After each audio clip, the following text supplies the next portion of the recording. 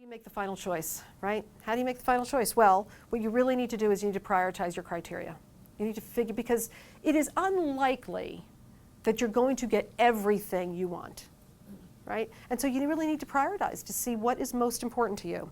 You visit and you revisit schools, because like we were speaking about earlier, ultimately it is about a feeling. It really, really is. Figure out what's the right fit for you. You need to visit some schools. And what I typically do is I try to tell my students, I'll say, go to visit these 4 schools. They're really 4 very different schools, and come back to me and tell me what you think. And then they'll come back to me and they'll say, I love this about this, but I really didn't like this. And so you piece it together. It truly is a puzzle that then at the end just fits together, which can be a beautiful thing. So it's complex. It definitely is complex.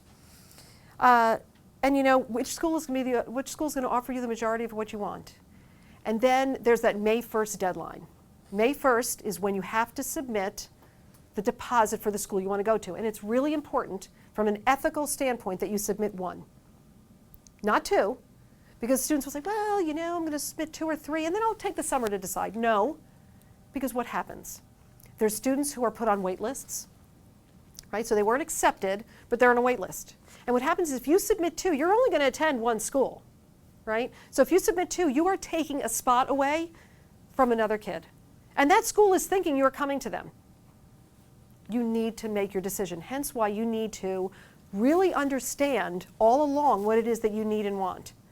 Because that decision, right now, there's some schools that are just submitting their, sending in their responses now, at the very end, the very last minute.